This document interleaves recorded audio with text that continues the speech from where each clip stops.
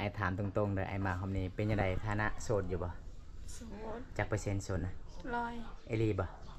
สมมุติว่ามีคนคุยผู้บ่าวพังไทยพังลาวให้คุยได้บ่น้องคุยได้เอลีบ่น้องเอลิ ผู้บ่าวอายุประมาณเท่าใดคุยได้ประมาณ30จีบได้เนาะ40ก็ได้ได้อยู่เนาะไอ้เจ้าเด้น้องเด้อขอบใจ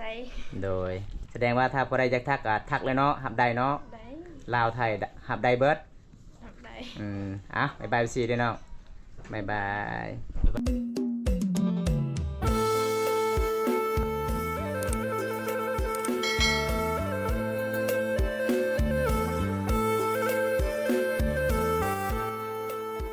บันส่วนเด้มันสวยมาชักมือเลยน้องสองมือแล้วได้เงินเดือนลายบ่บ่ได้ลายเป็นยังคือกลับไว้ไทยเซาสิคิดฮอดบ้านคิดฮอดบ้านมันคิดฮอดค่อยบ่ อ้าวทุกคนเลย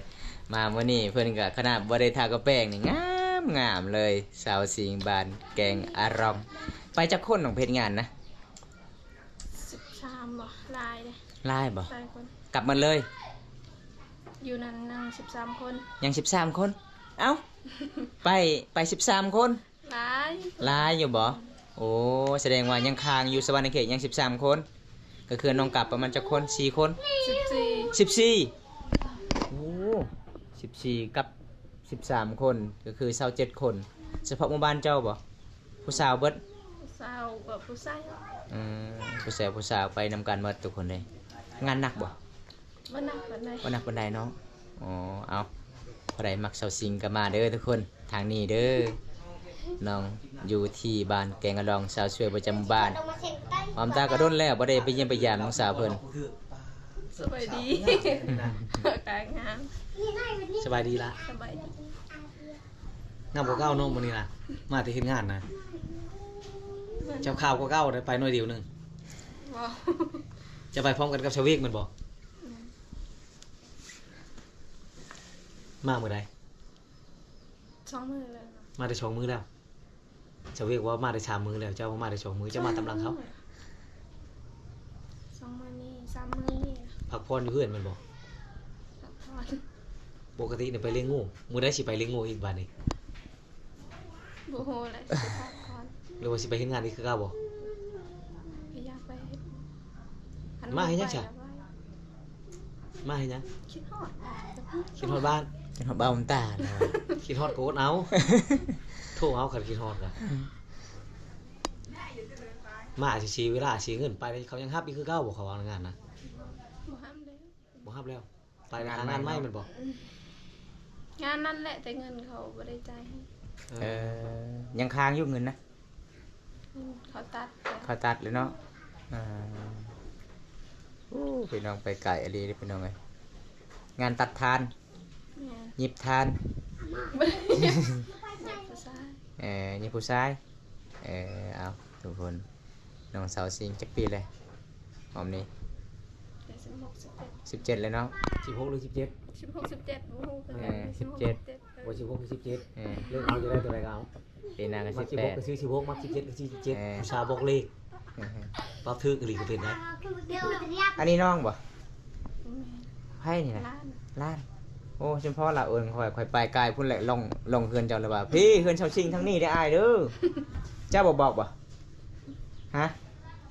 เอาแล้วบูอีกแล้วทุกคนพระเอกกำลังเอกเข้ามาเบิ่งได้บ่ผู้ตาโหแม่เฒ่ามาแล้วเห็นบ่อันนั้นบ่แม่น่ะสบายดีมั้ยสบายดีอีพ่อไปใช้พ่อเลี้ยงลูกชาวเจ้านี่จักปีอายุจักปีนี่จักบ่จักบ่ฮู้เนาะชาวซิงว่า38ปีแล้วจะคนลูกเจ้าน่ะ3คนผู้นี้ลูกกกบ่ผู้นี้ลูกกกบ่ลูกหลานกระดองเพลงได้ลูกกระดองจักล้านลูกหลานกระดองเพลงเลยเนาะจักแล้วจักล้านสิว้าวนี่น่าบ่ดักว้าวบ่จักว้าวบ่ขันจะบอกว่าขะดองในผู้บ้ามากในบ้านเขามักเขาเอามือเลยได้จังบ่ได้จะกี้แต่ว้าวไว้ได้รีโรดเดี๋ยวมือเดี๋ยวหนาวไก่มักอันมีนะผู้มักนะ เสาซิงให้เงินจากล้านแม่เฒ่ามาแต่เฮ็ดงานนะ 2 ล้าน 2 ล้าน เราให้มันเจ้าเลย เขาได้ซ้ำกันมื้อใดชาวเวียกก็ 2 ล้านมันเนาะแสดงว่าเสาซิงเจ้าบ่ได้ใช้หรือว่าเงิน2 ล้านนะให้แม่หมด ประหยัดได้เราเลย ใจดีอยู่ทุกคนเลย ยังนี่ยังcho người sợ ซื้อข้าวกินหมด ซื้อข้าวกิน เออ ข้าวกินมื้อเนาะ คันเจ้าเอาผู้หักผู้แพงอีหลีเจ้านะอีหลีได้เสาซิง แพงได้เราเอาอยู่เราสิเอางูเราได้เราเอาบ่เพียงเอาค่าดองมาให้ครบเราแต่ว่า lục mà nằm kiện cái bàn tới ngày cái chu nữa tụi mình kiện tới cái ชาวชิงว่าบ้านอาผัวจะให้ผัวตัวนึงได้งูนะเรานะค่ากินตัวนึงเห็ดดอกเราเว้าน้องค่อยแล้วเหมือนน่ะให้บ่ hai ให้เนาะ โอ้ใจดีได้ไม่เท่าเลยทุกคน ต้องสีชะละงูตัวนึงเด้อผู้สาวเด้อได้ค่าดอกประมาณ2 ล้าน 5พ่อเนาะขันเจ้าบ่เว้าค่อยเสนอให้ซ้ำนั้นฉันเลยจะเว้าเอาเจ้าจะได้เท่าไหร่ คำพูดว่าพังไทยมักก็ให้บ่ไม่เท่า cái đáy เสียดาย เสียดาย อิหยังเสียดายนะ đáy luôn เสียดายลูก เสียดายลูก Cậu- cày เขาเฮ็ดเฮือนอยู่นี่ได้ cái hết gần như này cái đáy ได้เนาะ แส ให้ ดงว่าให้ลูกเอาผัวบ่เสียดาย đây cái chia đáy Ai cày luôn? đây เออเป็นว่าเสียดายไก่ไปบ่ได้ ไก่ก็เป็นลูกเจ้าคือเก่าเขาไปอยู่สหรัฐก็ยังเป็นลูกเจ้าคือเก่าอยู่ ไก่ที่เฮือนอยู่นี่ได้เนาะ ừ. มาเลี้ยงงัวซอย เขาไปอยู่บอลเจริญเขาได้เงินได้ข้ามเขาฟางเงินมาให้เจ้าสนุกสบายเลยบ่เฮ็ดให้เฮ็ดชวนเลย ได้ทั้งมื้ออื่นสาวซิงก็สิไปต่อได้ไปเฮ็ดงานต่อได้ไม่เท่าไอ้เราว่าจะไปเฮ็ดงานต่ออยู่บ้านก็บ่ได้เงินมีแต่เลี้ยงงัวแล้วเว้านะ Ừ. บ่มีเงินจะเก็บเนาะขนาดเพิ่นไปเฮ็ดงานก็ได้เงินแต่2 ล้านให้พ่อแม่ใส่เบิดทุกคนเป็นสาวคนสู้ชีวิตอายุ17 ปีได้บ่ได้เป็นแฟนกับสาวซิงวาสนาบุญเด้อทุกคน เฉพาะเฮาไปไกลมากไกลเท่านั้นเห็นลัดหาผู้ชาวเลี้ยงงูบ่เห็นจักเทื่อ เห็นแต่สาวซิงตลอดเลย มาถามหาแล้วเขาว่าไปเลี้ยงไปเฮ็ดงานแล้วบ่มาเลี้ยงงูแล้วอ่ะ tao để nôm ớt tắt dầu nôm ớt tắt เมื่อก็ขึ้นฮอดพ่อแม่เนาะพ่อแม่เฒ่าเลยเนาะ มาหมดบ่หมู่น่ะหรือว่ายังผู้ยังกับยังอยู่พุ่นน่ะ เศร้าปลายกว่าคนเข้าไป จนบ่จะมีผู้ชาวยังเลยแต่ชาวโทผู้เดียว สะโทสะเพ้อหยังเนาะ ยัง2คน กายนั้นไปหมดเลยโอ้อันนั้นลูกไผ่ ừ. เห็นอยู่บ่ผู้บ่าวรอๆกับบอลไปเฮ็ดงานน่ะ บ่เห็น บ่เห็น ไกลจากเมืองนะ ไกลจากเมือง นอกเมือง เป็นนอกบ่ เอาผู้ อยู่ บ่าว ป้า จู บ่ ไป บ่ นํกันนะจูไปรับจ้างแล้วนี่อยู่ผู้รอน่ะ ว่าเจ้าสิ กลับบ้านตัวเอง มาตัวเองนี่ไปนำกันอยู่ป่าบ่อนสิเจ้าอยู่นะโอ้บ่ได้ย่านบ่น้องๆอยู่ป่านะเวลาเขาเฮ็ด ก็หลายคน หลายคนเนาะแสดงว่าคันไปจากซื้อคันอยากซื้อเครื่องของต้องเข้าในเมืองโอ้ย่างเอาบ่ รถหัวหน้า หัวหน้าไปส่งให้เออ รับจ้าง เตาทานมันต้องเฮ็ดอยู่ป่าเลยเนาะ แม่ กันอยู่กันกินได้กินน้ำเขาบ่เขามีหยังนะ อืม เออ สิว่าเฮ็ดเต็มนี่เดือนหนึงเท่าไหร่ก็เจ้าให้ กะสิมือ สิมือจ่าย สิมือจ่าย 10 สิ มื้ มื้ อ อได้เท่าไหร่ ล้านเจ็ด ล้านเจ็ด เออ ใจดีอยู่เนาะยังใจดีอยู่เจ้านายใจดีอยู่ทุกคน10 มื้อก็ให้เงินเดือน คือเขาเจ้าไปเฮ็ดทางซุนกัวนี่เขาเจ้าบ่จ่าย มั เด้ นก็ตกอยู่5 ล้านปลายผู้ใดแม่นบ่เดือนหนึง5 ล้านปลายมันพอเฮ็ดได้ เขาเฮ็ดอยู่เขาเพิ่นยิง คัน งา จะ ม อยู่ประมาณปีหนึงแต่งผัวได้เลย ได้เลย ไปอยู่ดน คันเพิ่นยิงงามคือเจ้านี่บ่ได้อึดเงิน ๆขอยอกชื่อได้ว่าเจ้าแต่งผัวได้เท่าใดก็เจ้าต้องเอาไว้ให้ผัวมาแต่งเจ้า แต่ว่างูนี่ค่อยบ่ยอมแล้วเจ้าว่าเจ้าสิให้เลยต้องเอางูเจ้า เอาไปเลย เจ้าว่าแท้บ่เจ้าให้ผัวว่าตัวหนึงอย่าให้นะโอ้โหใจ แบบ ดี แบบชาวเอาเบียงบ้านผู้ตรงนี้เดี๋ยวเราก็เอางูเราตัวหนึง เออ ออกนะ นี่แหละมื้อนั้นแม่เฒ่าให้ค่อยเข้าอยู่ห้องเซาสิงนอนอยู่พูนแม่เฒ่าว่าเข้าเลยโอ้ เข้าบ่ ไปสิกล้าเข้า chuộng cụ thảo prai nè nhá เข้าได้บ่ dầu นันตะหอยมั้ เข้าย ห้องกันอยู่หันบ่เจ้านอนนะ มันเจาะเฮาได้เด้อ เป็นหมู่ นอนในหมู่ đâu เดี๋ยวนอนอยู่หัน เล่น แล้วประตู จังหวะ บ่มีนะแล้วมีแต่ผ้ากางที่เขา เฮา ปืน โดนยอดแยดกันฮะ ừ จะนอนเฮือนไผ ก็คือพอ มีผู้ชาวนอนนํกัน จักคนผู้สาว สามคนกับไป มีที่ผู้บ่าวมันเนาะ มีผู้บ้าน บ่มีบ่ไอ้แม่จะว่าลูกสาวว่า vào mang ผู้บ่าวบ่มักแม่เฒ่า ป้า ăn thịt ขยัน บ่มักเลยเจ้าเว้าเจ้าบ่ให้เอาเจ้าสิได้ลูกเจ้าเจ้าเว้านะ บัดลูกจะเอาผัวว่าสิได้อีก เออ ไปไกล cày เออ ให้ เอาอยู่ใช้ให้เอาใกล้ๆเฮือนนี่บ่ เอาใกล้ๆเพิ่นบ่ได้คาดอกนะไม่เท่าเว้ยนี่ คันเอาผัวอยู่ใกล้กันเลยดองกับดองเฮ็ดสงครามน้ำลายใส่กันเลยเถียงกันเลยตาดองกับตาดองนะจะได้พิษกันแล้วเคยมีอยู่บ่บ้านเจ้าครับเพื่อนใกล้กันแล้วเอากันนี่บ่แล้วสุดท้ายพ่อแม่พิษกันตลอดคือดองกับดองพิษกัน เคยเนาะเขาเอาหมู่บ้านเดียวกันเนาะอืม บ่ได้พิษกันบ่ พี่ คันคือคนลาวคนผู้ไทยเนี่ยเขาพิษกันได้ดองกันมักพิษกันได้ซึ่งเขาเห็นลูกเขาทุกข์เขายังทุกเวียกทุกอย่างเขาก็เว้า ช่องร้านเบิ่งยังเล่นได้บ่สาวสีก็ยังคือแตกมาเลยนี่นะ โต ไอโฟนเอ็ ตึ ก มละ อืมแตกมาเลยทุกคนเลย เอ็กบอลนี่บ่ แป๊ด เบิ่งในโปรไฟล์นี่ มักใช้ บ่กล้าฮอดทักหาเด้อ ไอ ทุก โฟ คน นขนาดตอนงานปืนปูนบอลน่ะนะ แหมสาวเฝ้ามังกรโอ้ ฟอน ย งามเลยเนาะเสียดายครับบ่ได้มาถ่าย บ่มีเนาะบอลเขาจะแปลงเนาะมันแตกแล้วเด้คันสิแปลงนี่มันราคามันแพงเพจเจ้าชื่อว่าจะได้เพจเจ้านะ น้องเซ็งตัวเตี้ย ภาษาลาวภาษาไทย จารา ภาษาลาว ตัวจริง เนาะ คือชูงแท้จ้ะ ตัวจริงสูงเด้แมตร60เจ้าคัน เอ้ยบ่ฮะ บ่ฮอดบ่แมตรเท่าไหร่ 50 แม่นบ่กลัวนะข่อยเบิ่งนะขนาดข่อยเตี้ย กับบ่ฮู้คือกันเลยว่า ๆขนาดข่อยเตี้ยๆกับแมตร59แมตร60เจ้า อีเมลจะไปชาบันนี่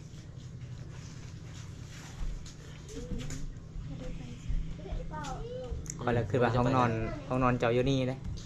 บ่แม่นนอนนี่แม่มีเฮือนก็บ่นอนเนาะไปนอนเฮือนหมู่เนาะ นอนน้ำมูก อืม ใครจะนอนในคืนตัวเองก็คือลมผมเบายากเด้ เกรงใจพ่อแม่มันบ่ คันจะบ่เสียงดังข่อยมักเจ้าเด้ออันนั้นผมไม่ได้ยินเห็นบ่ข่อยฮู้แล้วเสาสิงนี่ ไปลมอยู่เฮือนอื่นก็พ่อแม่จุนั้นได้ยินคือเก่านั่นแหละต้องไปลมอยู่ป่า ใครเนาะคนอื่นเนาะ เคยบ่ไปลมอยู่ป่าบ้านเฮากะบ่เคย มีแต่เว้าถือกันลงป่าคือชาวโทเว้านะแม่นบ่ โอ้โหนอน ชาวโทเว้าถือกันลงป่าก็ได้เหรอบอกไปก้อยอีได้ สมมุติว่าคันมีคนมักให้ไปข้อเลยบ่ มันไม่มันมากัน ถ้ามีคนมักก็ให้ไปข้อเนาะบ่ต้องไปลมนั่นบ่ต้องไปลมผู้นี้เนาะคันสิลมอยู่ป่ามันยุ่งหลายเด้ ยันมันกัน โยมมุงกัน แสดงว่าเจ้านี่คันมีผู้บ่าวเว้าคอยมักเจ้าเลยเจ้าให้มาขอเนาะบ่ได้ว่าบ่ฮู้เลยว่า คันเขาซื้อมา บ่ฮู้เลยว่าเขามักแท้หรือบ่แท้นี่แม่นเจ้าเว้ามาขอเด้อโลบ่ คันหัวเขามาคันฮู้ว่าเขามักให้เขามั่นก่อนบ่หรือว่าจังไดมั่นก่อน หลังจากมั่นแล้วจึงมาขอโอ้ จะพันมันไอ้สิมันไว้นี่ มันไว้ให้ FC ไง เอา100 ล้านเลย 100 ล้านป้าค่าดอก100 ล้านได้ทุกคนบัดนี้ได้ ตอนนั้น15 ล้าน ตอนนั้นว่า15 ล้านโอ้เดี๋ยวนี้เราไปอยู่ในเมืองเรางามขึ้นกว่าเก่าแล้ว โอ้ยคัน เราก็เห็นตัวเองว่าเฮางามขึ้นกว่าเก่าแล้วน่าจะได้ค่าดอกหลายเราอ่ะ 100 ล้านก็พอเอาได้จริงๆเด้ คันจะว่า100 ล้านนี่อายนี่ถอยเลยยันบ่ได้เมียนะหมู่ คันไอ้มักกะรุ่นไห้เลย พูดบ่ เดินหาเท่าใด ประมาณ3ล้านเนาะ 3 ล้านก็ได้ 97ล้านเจ้าป๊า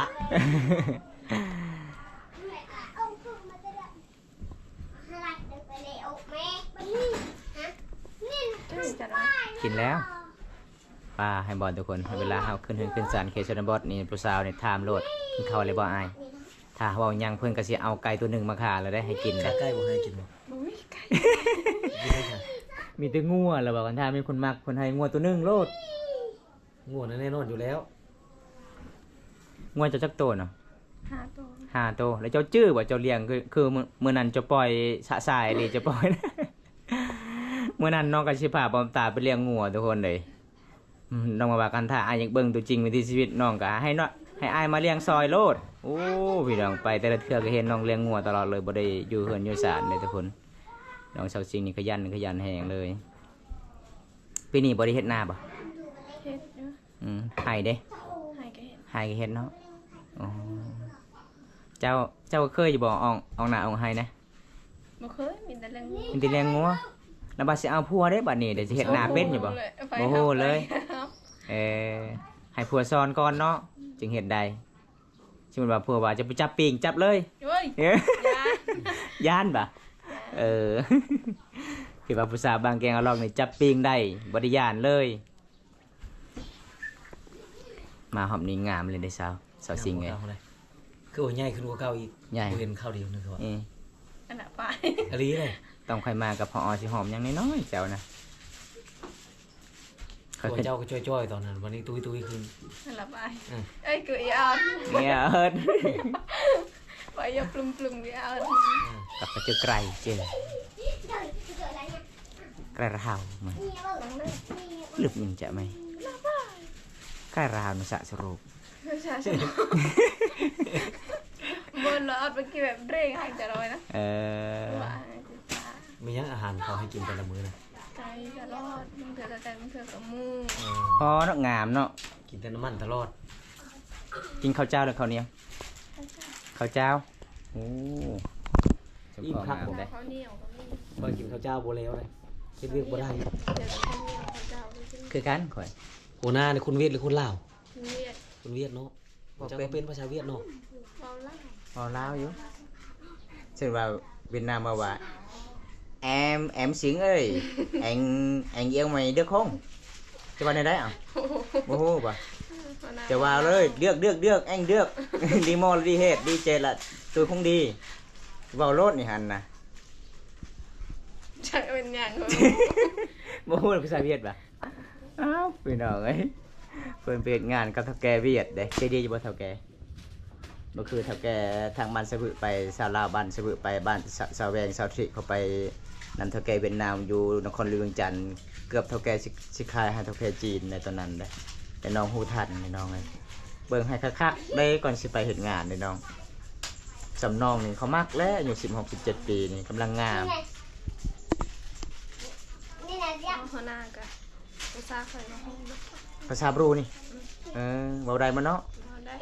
โอเคอยู่คือว่าน้องบ่ฮู้อิหยังเลย คือสาวหมึกไปน้องเบาแก้วเนาะภาษาลาวก็บ่ฮู้ก็ยังไปเสือลาวติดกับประเทศใดประเทศจีนบ่เราไปนะ ก็คือใส่เราไปฮอดเวียดพุ่นได้ ฮอดเวียดแต่ติดกับแสดงจีนเราไป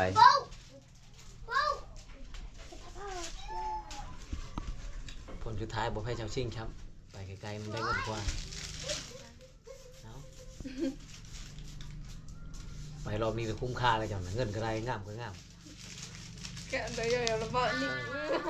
แล้วอย่าบอกนี่แบบ เจ้างามขึ้นอะไรได้ หนูรัก ยังบ่เห็นเขาชาวจังยังบ่ทันได้เห็นว่าเขาสิคือเก่าหรือเขาสิเปลี่ยนแต่ว่าเจ้านี่เปลี่ยนไปหลายงามขึ้นหลายชาวเวกนี่ก็คล้ายๆกว่าเก่าคนเพิ่นงามกว่าเก่าเจ้าก็เจ้าอยู่เป็นปีกว่านี้ อยากดูเลยพี่น้องบ้านฮอดปีอยู่กันไป คนบ่ฮู้ชื่ออะไรบ่จะให้เจ้าไปคิดฮอดเจ้า เอามาแล้วนี่ ขันเจ้าอยู่เพื่อนผัด